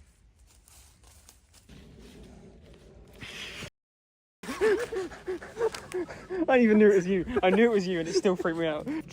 I've got this sort of feeling that's like. I got a feeling. Let me talk to the camera. Let me speak this to the camera and we get some clean audio. It's this like splitting sort of pain through my limbs. Just every heartbeat is like. Just like the log started moving when you two sat down. It freaked me out. I'm really on edge. These guys are absolutely fine. I don't want to leave, but I'm really on edge. Even with the laughter and his friends' efforts to keep things light, Tom stays uneasy. He can't shake the sense that something isn't right. While they keep trying to cheer him up, the dread inside him only grows stronger. You jumping on the thing, oh man. I'm leaning towards leaving at the minute. Because I'm not going to sleep. I know I'm not going to sleep. And we're doing stuff tomorrow. I'm just on edge, and I'm worried about that mould thing, but also worried about sleep. I think it will be worse when we're all in our beds and no one's making a noise. Yeah, and it's annoying because we're all set up and ready to go, and this will be the second time I've bailed from this camp. Well, then we just don't this one again. There you go. Well, if I bail now, I'm not doing this camp again. I need to start going gym and doing cardio. I'm not gonna sleep, man. You're not gonna sleep. I'm not gonna sleep. I don't know how I feel when we went up on Brecon Beacons. Yeah. Because the monsters, the moved it. What ain't gonna work, Sam? It ain't gonna work. What, leaving? Yeah. What? We're trapped. Too late. What do you mean? The gates are closed. Where are the gates? That's what you think. No, I wanna go. But that was too much. Why do you even camp? Well, it's camped loads of places, just not this one. I don't know what it is about this place, man. I don't know what it is about this place, because if I was you, I'd be pissed off. Eventually, Tom can't ignore the anxiety any longer, and the group decides to pack up and leave. Once they're safely away, he explains what pushed him to that choice: an overwhelming sense of fear and the eerie sound of faint music drifting through the trees, possibly from a nearby forest party. In the end, he trusted his gut, knowing that instinct can mean the difference between just a story to tell and something far worse. Broken Capital decided to spend the night camping in Cannock Chase, a remote forest in the UK known for its eerie legends and mysterious sightings. Surrounded by thick trees, heavy undergrowth, and an unsettling silence, it made for both the perfect and creepiest setting. On August 22nd, 2025, they pitched their tent and began trying out paranormal apps, unaware that the night would soon be filled with odd noises and shifting lights. Just one minute it's eerily silent, and then the next minute you start hearing things. Listen. Yeah, there's nothing, no noise. Right. Give it a couple of minutes and you'll start hearing things. It's weird. I can't wait to look at the... Yeah, that's it. Call them in, Carl. Just have a nice little loud cough. Yeah. I mean, your bright light ain't going to call them in, as. Nope. I mean, don't you get blinking it? I was going to go there, you just stopped dead again. Right, we're going to have another look round. As night fell, they made their way carefully through the forest, flashlights slicing through the trees. Every twig snap and distant knock cranked up their nerves, and the whole place felt charged, like something was lurking just outside the glow of their lights. Heavy. That was very heavy. There's people coming with lights. Where? Over there.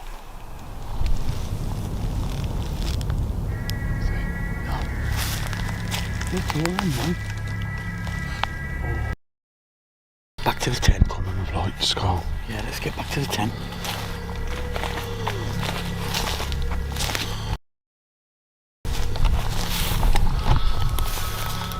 You can see people coming with lights. I'm more scared of people than paranormal at the minute. Mental here.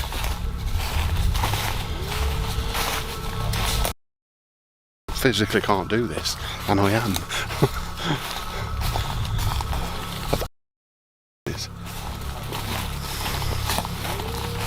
Right, see in a minute. Did you hear that little giggle? Laugh kind of thing? No? Honestly? Swear down. Right, let's just find a base. As if a tent's going to make us feel safe. Well. Who was it? What's that? Is that light? See? What is that?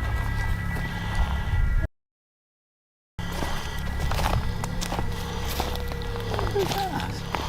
What is that light? It's next to the tent. If that lamp's on, my lamp's turned on, we're going home. Oh, it's your camera. Are you alright? They get nothing out of me tonight. What happened? Oh, straight into that. Straight in. False alarm on the light on camp. It was my camera. Whoa, stick. See you in a minute.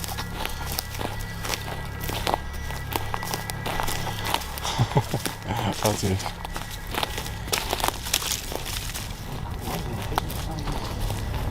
camera. They tried out their gear, but the quiet was broken only by the odd rustle or faint knock. Shadows flickered at the edges of their vision, and with every step, the feeling of being watched grew stronger.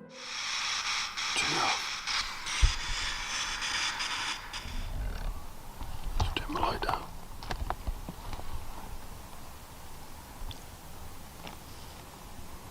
What did you hear? Footsteps.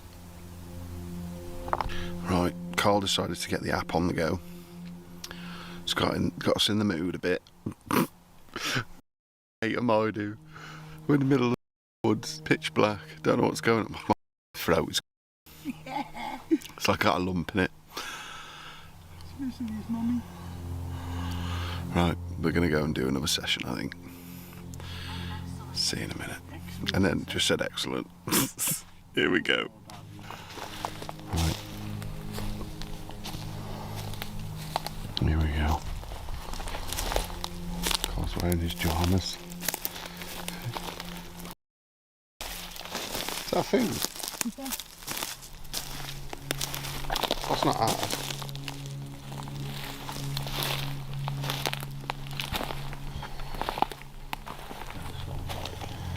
This is so Blair Witch.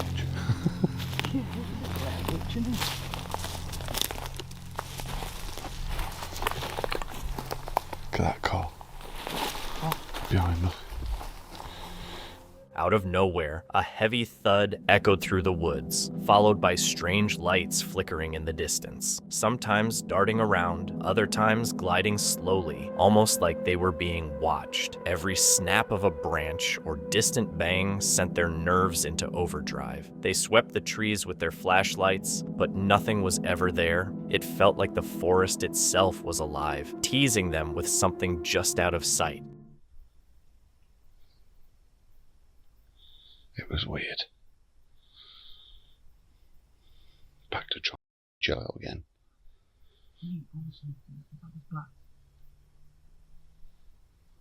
I'm keeping this on my chest. I'm going to turn it on when things happen.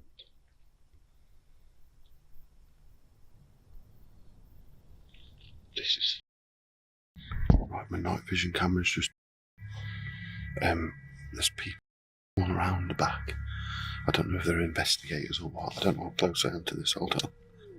It's really on for me, this is. Carl said he's going to have a little nap. I said, alright, son. And I was shaky, like. And then I could hear people. And then I heard the railings rattling. And Carl's like, there's lights over there. Well, I can't see over there.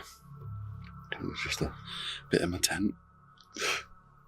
When they got back to camp, sleep was out of the question. The railings shook hard, and footsteps padded around them in the dark. Flickers of torchlight showed up in the distance, but the whispers and bangs nearby made it obvious something else was out there. Exhausted and unsettled, Broken Capital admitted he'd never been that scared before. Every noise kept them on edge until morning finally came. At first light, they packed up and left, safe but shaken, still with no answer for the strange lights, rattles, and shadows. A hiker sets off on a nighttime trek deep in the Appalachian Mountains, planning to stealth camp inside an old abandoned fire tower rising high above the forest. The hike gets tougher as night sets in, with eerie sounds from the forest echoing all around. To admit to you guys, this is my first time camping, solo. I guess this is full-blown camping. In the past, I've went camping, if you've watched, inside an abandoned asylum. I was accompanied by a friend. Tonight, I'm accompanied by my own thoughts and my paranoia of the woods. So, this is the first time in my life I've ever been so in the woods by myself. So, I'm using this as therapy and kind of like a reset. Sometimes when you're feeling down, you have to remind yourself that you're capable of doing a lot more than you think. And just doing a little bit more than expected that you think of yourself could actually get you out of a rut quicker than you think. So that's what my goal is here today. And I'm going to talk about some things that have been going on in my life to cause such stress. once we get higher up. But man, this mountain is kicking my... I'm trying to get up as much as I can before the daylight completely goes down behind me. I'm gonna need the light soon though. You could see the sun setting. That's all we got. At the top, the hiker spots an old cell tower standing where the fire tower once was. After a brief stop, they continue down a rough, overgrown path leading to the abandoned structure. So far this is perfect, because I did want to have a complete surprise in the morning when I woke up to a completely panoramic autumn view here. So here we are. We're finally on top of the mountain. This is a cell phone tower, so I should be able to watch some YouTube tonight while I'm camping. They built this as a replacement fire tower at first. We still have another 1 mile to go on this road to get to the vacant one that shut down in the 1970s. But this is the one they replaced it with. They chopped off the top eventually and just made it a cell phone tower, because eventually you really didn't need fire towers as communication became easily and more easily accessible. Okay, now the road's looking a little bit less maintained. Pretty sure this is where the rattlesnakes might become the biggest threat because of how much brush is covering the trail.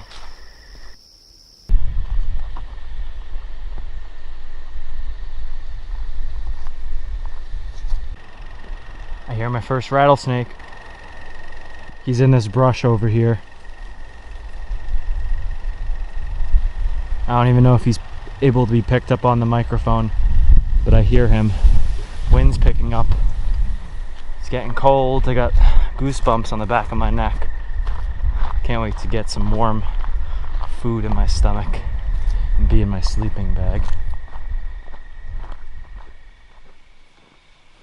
There's a big opening here. Looks like a lot of small trees in the distance. This is gonna be good because just in case the fire tower is too dangerous for me to stay in, I'm gonna have to... Oh, there's a deer right there looking at me. You guys see that deer right there? It's a nice buck. It's at least like a 6-pointer. Alright buddy, we're gonna leave you. The trail becomes thicker with brush, and the hiker stays alert for rattlesnakes hiding along the way. After a while, the nerves start to ease, until everything shifts once he begins climbing the tower. Partway up, loud and unsettling noises echo from above, hinting that something unusual, maybe even dangerous, is waiting at the top. The climb suddenly takes on a far more tense and mysterious edge. And there's the wind.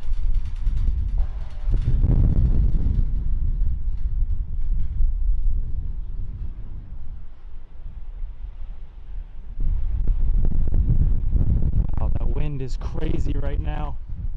Holy.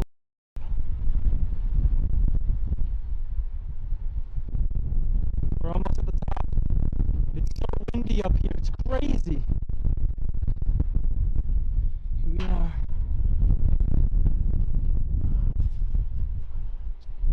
Hello? Oh, jeez.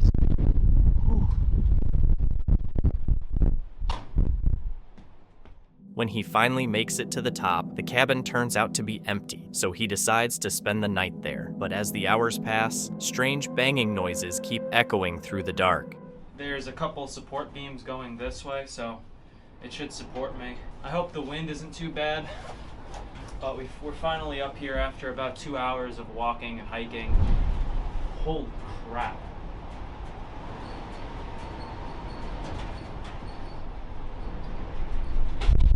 Wow, this thing shakes a lot.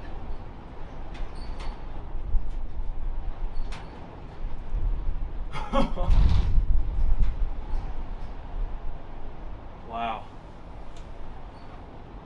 That's pretty crazy. This is gonna be quite the night. He figures the noises are just the wind rattling through the old structure, so he settles in and tries to sleep. Luckily, the rest of the night passes without any more disturbances.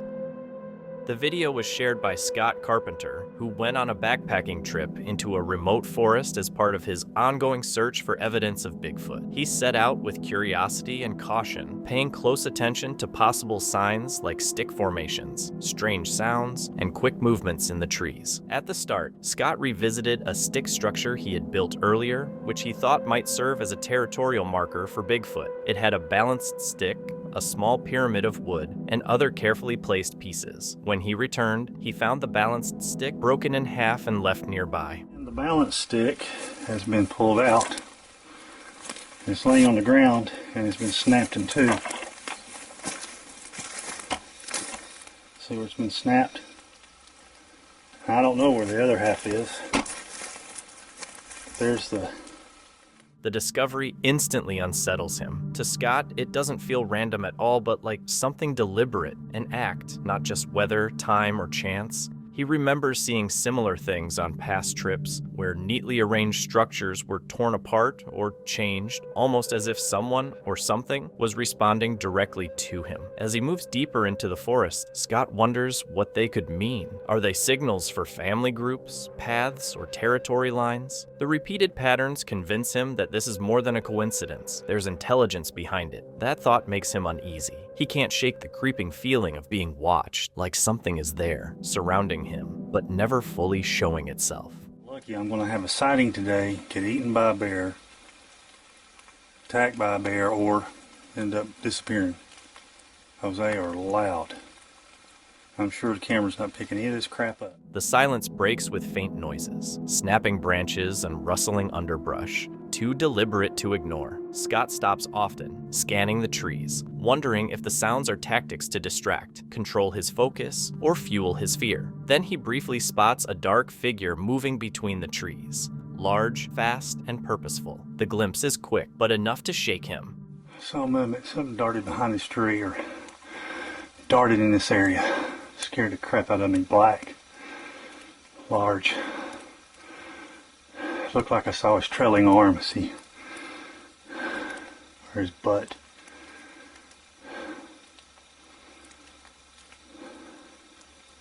Of course, there won't be anything here. No sign, no footprints.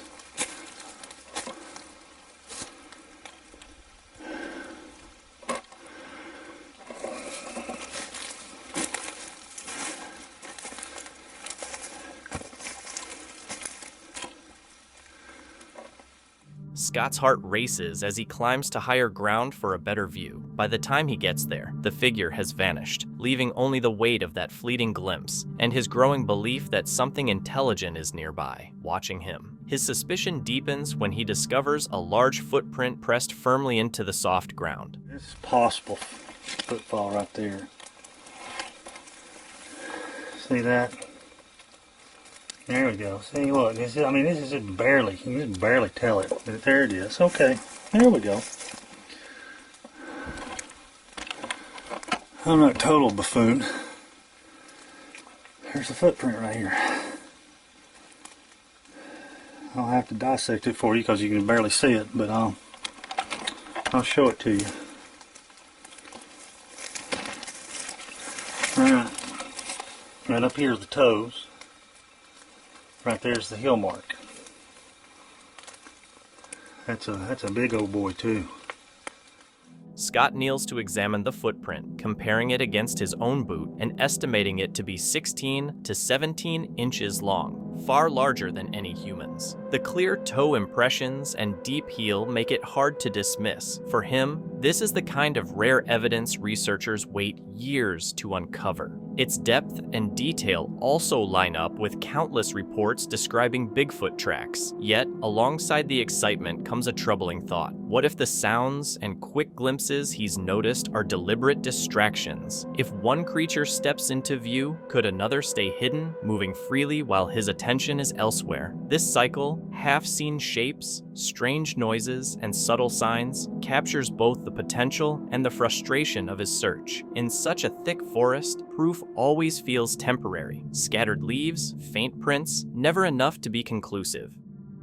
Diego is someone who truly loves the outdoors. His videos usually show him fishing, hiking through dense forests, and camping in remote places most people wouldn't dare spend the night. Nature is where he feels most at home, but in this video, he decided to do something different. Spend the night in a small, forgotten cabin deep in the woods. People who had stayed there before said it was nearly impossible to make it through the night because of strange noises that kept everyone awake. Diego, however, wasn't one to be intimidated by such stories. He packed his gear, headed out, and decided to experience it for himself. Noche completamente solo en esta casa donde asustan. Algunas personas que se han quedado afirman que es casi imposible pasar la noche. Ellos han estado acompañados. No me imagino cómo será mi experiencia estando solo. Así que miren todo el video. Lo primero que debo hacer es recorrer por todos estos pastos que son muy bonitos. Como pueden ver, vengo solo.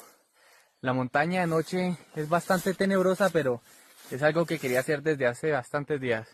Así que vamos a ver cómo nos va. En temporada de lluvia en el campo, los caminos se ponen muy difíciles. After slogging through mud and tall grass, he finally reached the cabin. It was nothing special, just an old wooden structure worn down by time and weather. But it would keep the rain off and give him a place to rest. The moment he stepped inside, reality hit. This wasn't just any cabin in the woods. It was total isolation. The nearest signs of life were miles away, and the forest's silence surrounded him completely. Just thinking about that made the night ahead feel a lot more unsettling. De la tarde y ya llegamos. Esta es la casa donde me voy a quedar. Y quiero que me acompañen a hacer un house tour a ver qué encontramos. Bueno, la casa está construida en lo altico, supongo que para evitar culebras. Y las escaleras sí son un poco peligrosas. Al ingresar encontramos dos habitaciones. Acá no hay nada. Acá hay un colchón donde creo que voy a pasar la noche. Y lo mejor, aquí hay un fogón, así que vamos a prender candela. As night fell, Diego was getting ready to settle down, but the forest quickly shattered any sense of calm. Strange sounds echoed through the trees, sharp and sudden, making it impossible to feel comfortable. Out here, every creak and whistle carried far, with nothing to mask them. He lay still, listening, realizing that getting any sleep was going to be far tougher than he had anticipated. Parecer dramático, pero escuché que alguien silbó, así como cuando saludan, tipo... Y ya silbó una vez y me dio un poquito de miedo. Espero que sea un ave, o si no, no puedo dormir. Siendo ya las 9 de la noche, después del silbido, escuché un árbol caerse, un árbol muy grande, pero dentro de la montaña, se escuchó muy lejos. Escuché cómo iba cayendo y partiendo otros árboles. Y ya, quedó todo en silencio total. Maybe the whistle was just a bird far off, or the sound of a tree falling was simply the wind. But then came a different noise, heavier, more intentional. This wasn't the usual random sounds of the forest. In that moment, Diego understood why people said it was impossible to sleep here. The forest wasn't just full of animals. Uso mi cabeza en el techo. Yo siento que algo se mueve.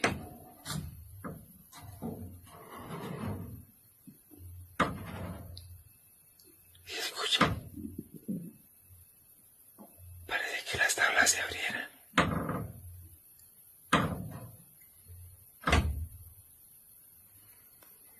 Hay movimiento.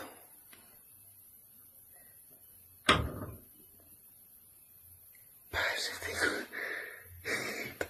tengo mucho miedo. No sé si es la madera la que intentar.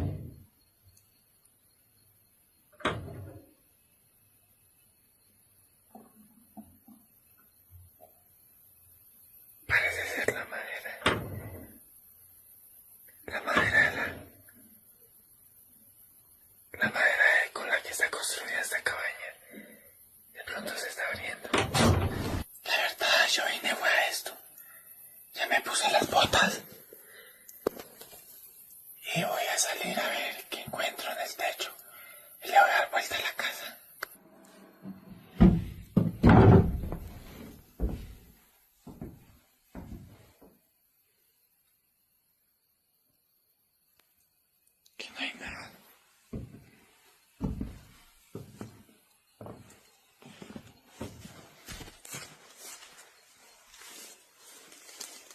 When he finally mustered the courage to look outside, the woods seemed empty. Nothing stirred, no shadows moved, but the sounds from above told a different story. Something had been walking on the roof. Maybe it was an animal looking for shelter, or maybe something else. Either way, knowing something was right above him would make anyone uneasy. Yet somehow, Diego did what many said was impossible. He faced the fear, stayed the night, and by morning, he had slept under that roof despite the strange noises overhead.